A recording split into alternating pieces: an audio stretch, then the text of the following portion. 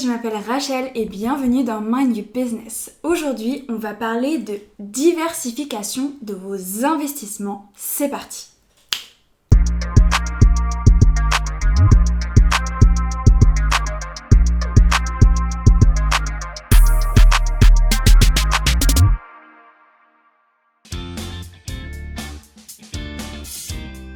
Ok, pour vous remettre un peu le contexte, qu'est-ce que c'est la diversification? Alors on entend très souvent cette phrase qui dit ne pas mettre tous ses œufs dans le même panier.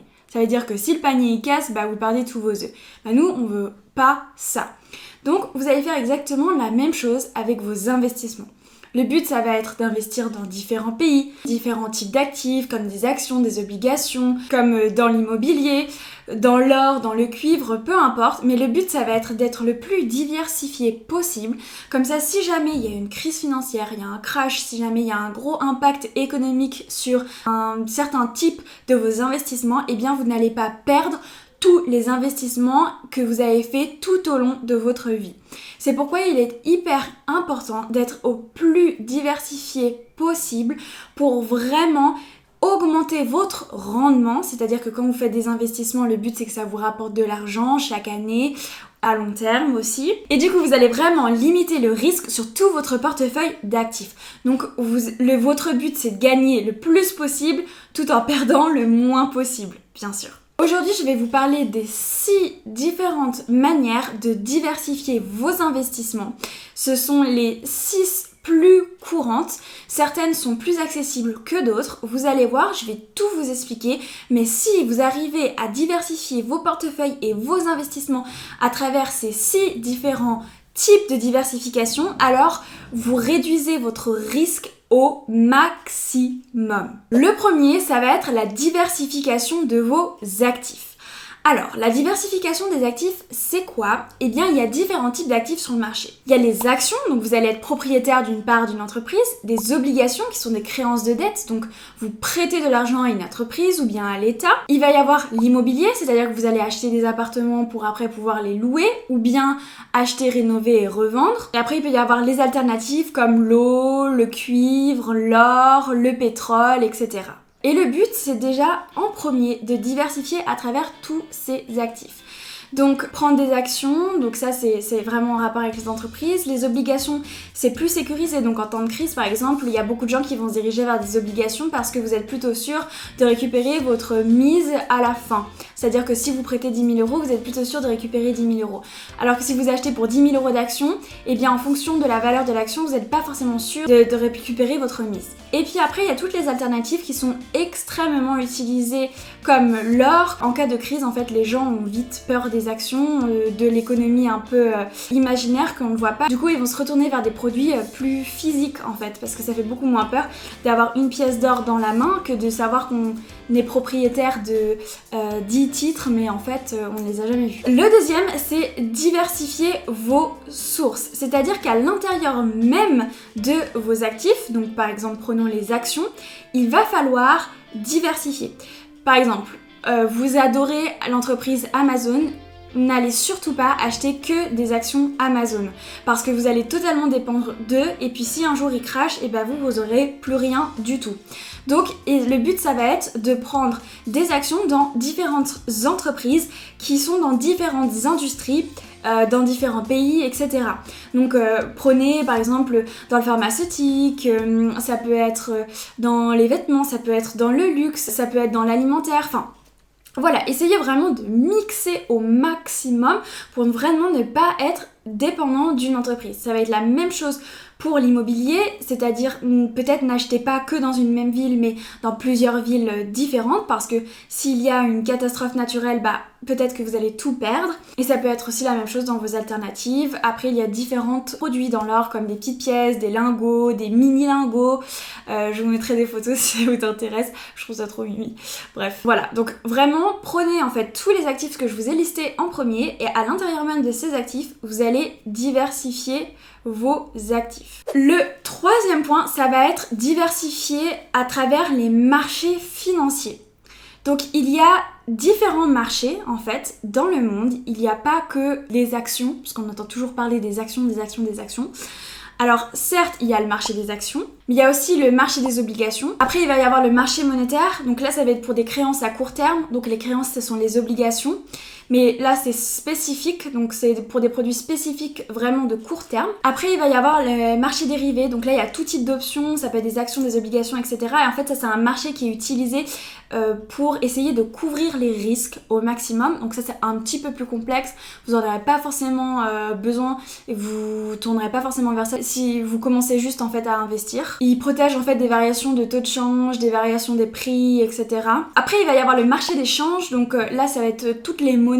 Du coup, vous savez, quand vous voyagez et que vous voyez tant d'euros est égal à tant de francs suisses ou tant de dollars, et bien ça dépend du marché d'échange. Il y a aussi le marché des matières premières, donc pour tout ce qui est pétrole, or, cuivre, etc.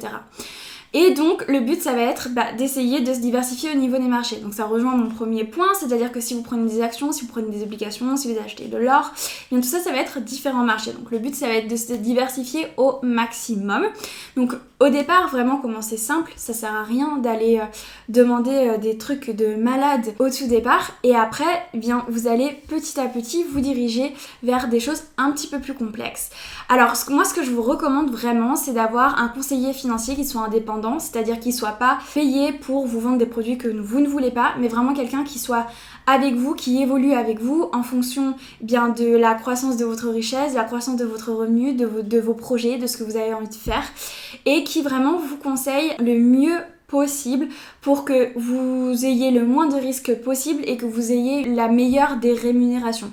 Donc voilà, parce que moi je ne suis pas une conseillère financière, donc je vous donne juste des informations. Après, n'hésitez pas à aller sur internet, à recueillir plus d'informations, à vraiment approfondir toutes les données que je vous donne et essayer de trouver en fait un conseiller financier qui vraiment pourra vous aider au maximum. Après, vous allez diversifier les pays. Donc je sais pas si vous savez, mais il y a la bourse de Londres, la bourse de New York, la bourse de Paris, la bourse de Tokyo. Enfin, il y a vraiment plein de bourses différentes partout dans le monde en fonction des pays. Et du coup, ça vous permet vraiment de vous protéger. Parce que par exemple, si il y a une catastrophe naturelle, s'il y a par exemple des conditions géopolitiques graves, eh bien cela peut avoir des conséquences sur la bourse et du coup sur la valeur de vos investissements et de vos actifs. Donc n'hésitez pas vraiment à diversifier. Ça se fait beaucoup avec les actions. Si vous demandez à votre banquier par exemple, il vous proposera pour sûr des actions dans différents pays. Donc n'hésitez pas. Alors c'est plus risqué, hein. Faut savoir que tous vos investissements en euros sont garantis. C'est-à-dire que si vous investissez pour 10 000 euros d'actions, vous êtes sûr de retrouver vos 10 000 euros à la fin quand vous souhaiterez tout vendre. Ils garantissent. Par contre, dans les autres monnaies, ce n'est pas garanti. Donc si au moment où vous voulez récupérer votre argent, la bourse a baissé, eh bien vous allez perdre de l'argent. Par contre, si elle a monté, vous allez gagner de l'argent. Voilà. Et du coup, j'enchaîne sur mon point qui est diversifier les currencies, donc les différentes monnaies. Donc ça peut être en francs suisses, en pounds, en dollars, peu importe. Ce en quoi en fait vous avez envie d'investir, tout simplement. Et ça va aussi vous protéger en fait des fluctuations, parce que comme on l'a vu, il y a un marché d'échange, et ce marché d'échange, eh bien c'est le marché des monnaies, donc des currencies. Et du coup, par exemple, vous voulez éviter peut-être certaines monnaies qui sont sujettes à l'inflation, et je sais pas si vous savez ce que c'est, mais l'inflation, en gros, c'est une perte du pouvoir d'achat des personnes qui utilisent en fait cette monnaie dans un pays. Et en fait, c'est que la monnaie est totalement désévaluée, et du coup, tout devient très cher, parce qu'en fait, cette monnaie ne vaut plus rien. Donc les commerçants, tout le monde est obligé d'augmenter les prix. C'est très dangereux. Ça détruit le pouvoir d'achat des personnes qui vivent dans des pays où il y a de l'inflation. Par exemple, si vous prenez l'euro, le dollar, ces monnaies qu'on voit très souvent, c'est hyper stable, hein. C'est pour l'instant, on n'a pas vraiment vu de dégringolage. Après, tout peut arriver. Et mon dernier point, c'est le temps. Alors, je pense que comme vous et moi, on n'est pas des professionnels, on n'est pas des traders de la finance, et du coup, pouvoir deviner exactement quand est-ce que c'est le meilleur moment pour investir, c'est presque infaisable en fait pour nous. Même si vous avez un conseiller financier qui est très compétent, eh bien il n'est pas voyant. Je pense que la crise qui a eu lieu cette année, très peu de personnes l'avaient prédit, et du coup, bien Beaucoup de personnes ont sûrement perdu beaucoup d'argent parce qu'ils ont fait des investissements qui ont été extrêmement impactés par la crise et par tout ce qui s'est passé économiquement parlant. Essayez d'investir toujours régulièrement, voilà, tous les mois si vous pouvez ou toutes les années pour que à long terme en fait ça vous soit bénéfique. Le but c'est de tout le temps investir, comme ça on est tout le temps dans l'action et puis des fois on aura des coûts notre investissement il va être multiplié par 3, par 4 et puis des fois il va juste rester constant pendant plusieurs années. Mais de toute façon, les investissements qu'on fait généralement, c'est sur très longtemps, plutôt 10 ans, 20 ans, parce que c'est différent de l'épargne, où on va garder de l'argent qu'on veut investir dans les 5 prochaines années. Ça peut être pour les frais de notaire, pour l'achat d'une maison, ou pour un cours en ligne qu'on a envie de faire, peu importe. Mais là, les investissements qui vont être faits en bourse, le but, c'est pas de les retirer toutes les 2 secondes. On n'est pas des traders, on va pas acheter et vendre toutes les 2 secondes, on a d'autres choses à faire. Je pense vous et moi. Donc vraiment essayez de faire des investissements réfléchis, le plus diversifiés possible. Essayez de suivre tous les points que je vous ai donnés.